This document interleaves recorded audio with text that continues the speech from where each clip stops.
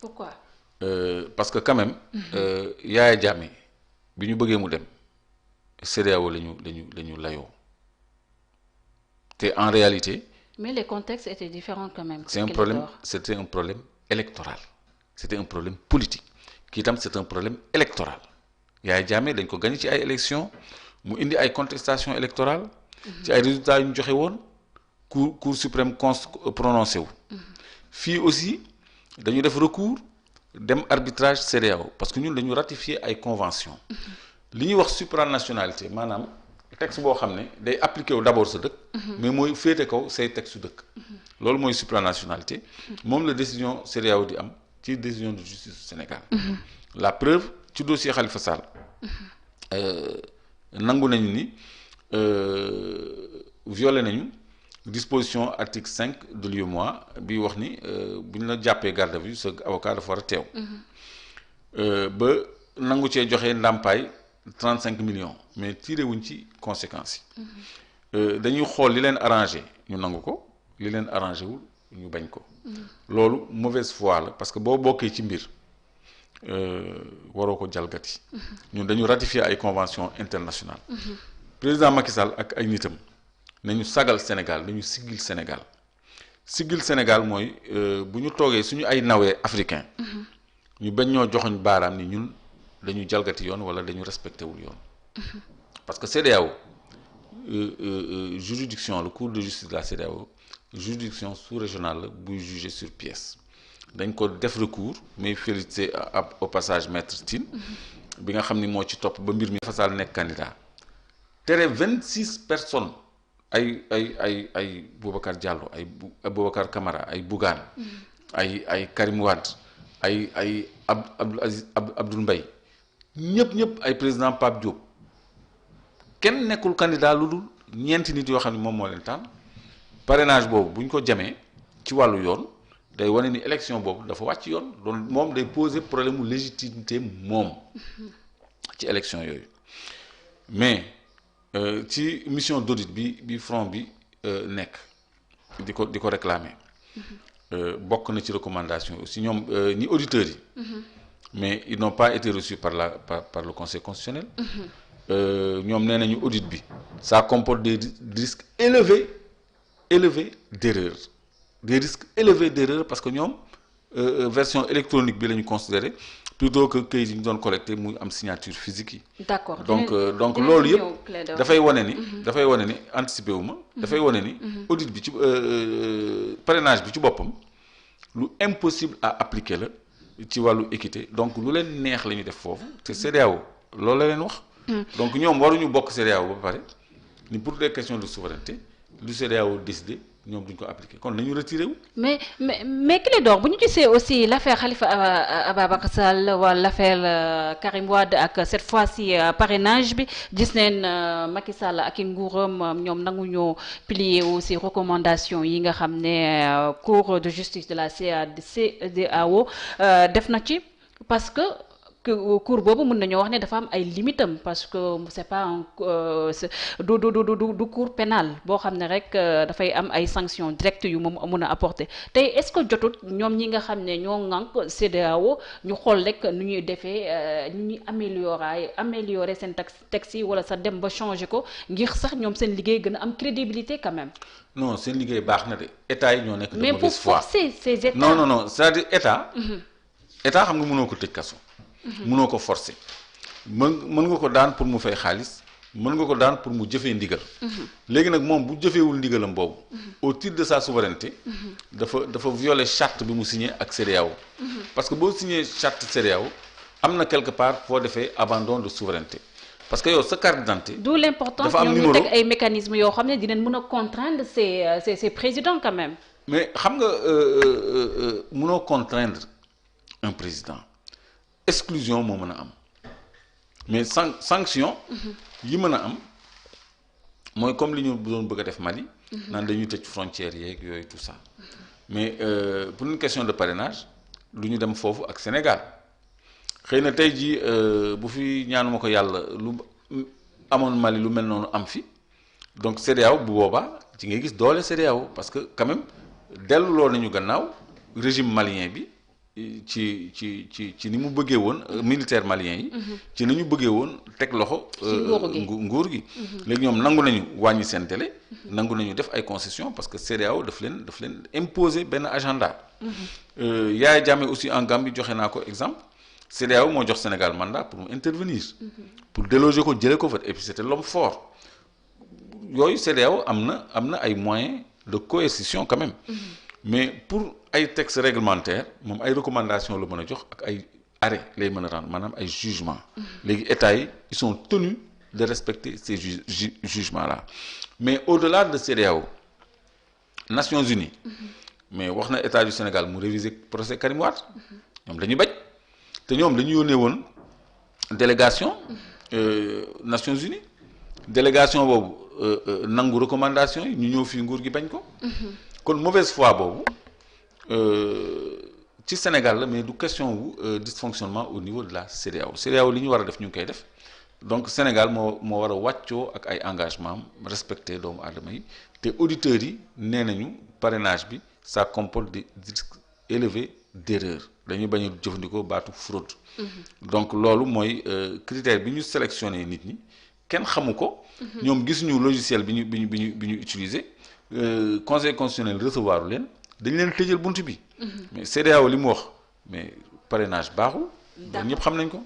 Clédor ñu jeexalee fu mu toll nii par rapport ak audit du fichier électoral bi nga xam ne opposition bi ñu lon ko sàkku si kii di président de la République Macky Sall ñu jël rek mbir moomu tegoon ko si ay experts indépendants mais dafa mel ni yéen waaye FRN li nga xam ne mooy experts yooyu nga xam ne wax nañ ko wala sax état bu Sénégal communication bi nga xam ne def na ko par rapport à cet audit yéen da ngeen jël loolu rek xotti ko sànni ko ci poubelle bi ngeen teg ko fan Clédor.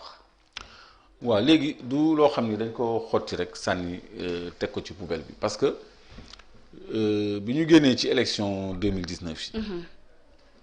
la ñëpp nangu ni système électoral bi baaxul te système électoral mu ngi commencé ci fichier électoral. fichier électoral bi kenn gisu ko boobu ba tey. ci le PDS par la voie de Maître Wade ni moom du dem ci élection. ci base du fichier bi. donc ñi dem élection 2019 buñ ci génnee ni fichier bi dañ koy saytu ça veut dire que ñu ngi dellu si ci recommandation boobu comme quoi fichier bi fiable pour ñu dem ci élection moo tax ñun ñu joxe ay termes de référence maanaam la ñu war a saytu ci fichier yi li ci njëkk mooy ñu évaluer données yi nga xam ne données électorales yi nga xam ne ci la ñu sukkandiku woon pour def refonte fichier électoral ba woon avant élection 2019 yi. Et cette évaluation n'a pas été faite, Clédor? xaar ma ñëw loolu mooy ñun li ñu demandé woon. ok xam nga pour ñu apprécier aussi cas de fraude yi nga xam ne moom la ñu constaté ci extrait de naissance yi nga xam ne ak certificat de résidence yi nga xam ne dañ ko utiliser à outrance. léegi loolu def ñu ci dara ba noppi analyser fichier bi. méngale ko données statistiques yi nga xam ni ANSD moo ko am surtout au niveau des communes parrainage yi aussi posé na problème léegi li ñu relevé mooy auditeurs yi dañu am sax ay jafe-jafe ci seen liggéey li front bi d'accord mooy dañu def benn communiqué ni audit bi jaar na yoon amul benn problème alors que auditeurs yi bi ñu audité ba pare dañu def 33 recommandations. 33 recommandations. yoo xam ne. te gouvernement bi nee na audit bi c'est fiable. waaw. waxuñu dëgg parce que bu ñu defee 33 recommandations te ñun dañu gis ni sax recommandations yu doyul. ça veut dire que am na 33 mbóot yoo xam ne ñiy audité gis nañ ko bokk na ci. 33 recommandations sur combien de points Clédor loolu aussi baax na aussi. ñu non du ay nombre de points yi mooy ñett yi rek. ñu auditer fichier bi. xool données yi nga xam ne ci la ñu sukkandiku pour def refonte bi. saytu parrainage bi. yooyu la léegi ñoom ci seen biir liggéey. ñoom ñoo gis ay mbir yoo xam ne dañ ko war a jubbanti. ñoom ñu def seen recommandation ci seen coobare bopp. mais du woon cahier de revendication boo xam ne dañ ko am. ñun càmbar la ñuy wax ñoom ci biir càmbar bi la ñu gis. 33 anomalies. Abdourahmane may ñu 3 minutes ñu wax ci kii bi ñu après ñu tëj. léegi c'est dommage parce que lii la ñu waroon a gën a leeral. allez-y Clédor. ma tënk rek. allez-y li ci important. mooy dañu ni woon carte d'identité la ñuy bindoo ci liste électorale yi. léegi ñu ni wëy mais koo xam ni déposé na carte d'identité te am récépissé de dépôt mën na bindu ak extrait de naissance. léegi ci biir loolu dañ ci tijji prox ndoll boo xam ne mën nga am bulletin de naissance même sans récépissé de dépôt wala ñu defal la faux récépissé de dépôt nga bindu. ça c'est grave. donc loolu ñoom ñu ngi toll ci plus de 900 000 personnes yu bindoo ci loolu ci ay carte d'identité yoo xam ni c'est pas conforme te kenn mënu ko vérifier ba noppi am na 515 000 lu ëpp 515 000 nit yoo xam ni changé nañu bërëb yu ñu voté donc ba noppi bi ñu tëjee parce que damay gaawantu fi mu nekk nii parce que tënk nga ma ci waxtu. am na 579 000 carte d'identité yoo xam ne dañ ci bind ni seen borom mënut a voté bi ñu tëjee fichier bi parce que bi ñu demee élection 2019 ci la ñu arrêté bindu ci fichier bi donc dernier bindu yi mu ngi remonté 2018 avant ñuy dem élection. donc 2019. ba tey jii nii. nee nañu am na lu ëpp 400 000 personnes yu ñu dugal ci fichier bi te fekk fichier bi tëj nañ ko. kan moo leen dugal ak fu ñu jaar pour dugg. nee nañu tamit am na plus de 200 000 personnes yoo xam ne bindu nañ ci fichier bi mais amuñu empreinte digitale. amuñu empreinte digitale comprendre nga. alors loolu mooy lan. alors que machine biy relever empreinte yi boo tegee sa empreinte su baaxul dala koy signaler donc loolu mënut a nekk léegi ñoom bi ñu auditeurs yi bi ñu jógee pour saytu loolu. mais dañ leen di société bi koy def Iris. c'est bon Jules nee na mën nga continuer mën nañ continuer ba c'est parce que. waaw parce que je suis perturbé dans mon raisonnement parce que je suis en train de résumer. mais je suis obligé de continuer cette lancée. parce que commencé naa résumer déjà. société bi nga xam ne moom moo doon defar données biométriques. Iris la tudd. ñoom ñoo ñu mën a jox accès ci ñun suñu ay données personnelles. te ñooñu ñu ngi Kuala Lumpur xam nga Kuala Lumpur fu mu nekk. Kuala Lumpur mooy capitale Malaisie la nekk. donc ñun suñuy ay données mu ngi Malaisie. léegi auditeurs yi demandé pour dem Malaisie pour vérifier. amuñu réponse kon vérifier wuñu ñooñu nga xam ne dañu am statut skip lañ ko tuddee skip mooy lu ñu tëb quoi. ok comprendre nga données biométriques. munoo ñàkk empreinte digitale parce que machine boo ci tegee sa loxo nii day bippé. pour won la ni c'est ok si c'est pas ok dina am leneen lu mu émettre. yow di nga reprendre procédure bi mais mënuñu la inscrire sur la base d'empreintes qui sont corrompues wala qui sont pas claires wala qui sont absents. rax ci dolli mention bi ci gën a troublante mooy ñooñu dañu absent ku absent naka la mën a bindoo. c'est des électeurs absents donc ñooñu présenté wuñu physiquement. ils sont absents donc loolu doy waar la. mënut a nekk un absent ne peut pas s'inscrire. léegi ci biir loolu tamit am na 47%. ci ndaw yi nga xam ne ñoo am âge voté. dugaluñ leen ci fichier bi. 57% des jeunes. loolu ay millions d'électeurs la 47% plutôt des jeunes parce que 53% des jeunes ñoo nekk ci fichier bi. te bokk na ci 515 yoo xam ne seen carte d'identité dañ ci bind non inscrits sur les listes électorales. amuñu mention électorale ak ñoo xam ne dañu téye seen ay carte d'identité. donc loolu auditeurs yi indiwuñ ci benn réponse. mais li gën a doy waar mooy données électorales yi. boo ko bëggee càmbar da ngay wàcc ba ci niveau commune. léegi ANSD mi nga xam ne moom moo yore statistiques yi moom nee na ci commune yi amul situation wu les personnes en âge de voter de 18 à 25 ans. donc loolu lu doy waar luy wane ni. état bi administration bi ci boppam coopéré wul. donc audit bi ñu ngi ko waroon def sur place et sur pièce. maanaam dem ba ci gox-goxaan yi ñoom ba ñu demee di def audit sur place woowuñu collège comité électoraux yi maanaam woowuñu représentant opposition parti politique yi woowuñu représentant parti politique yi préfet yeeg sous préfet yi ñoo ko defal seen bopp jeex na pare nañ ci kon loolu yëpp boo ko dajalee dalay won ne mbir mi leerul donc loolu moo taxoon Front de résistance nationale def conférence de presse démb pour fësal ni leer gi ñu wax ni loolu la fichier bi leer loolu amul ma lay jox benn information exclusive fichier électoral bi kenn amagu ci accès ba léegi ok ñun opposition bi ba léegi du kenn ku am accès ci fichier bi nga xam ne moom la ñu wax ni moom la ñu audité loolu lan moo ko waral mauvaise foi ok parce que fichier bi ci jamono Abdou Diouf dafa nekkoon internet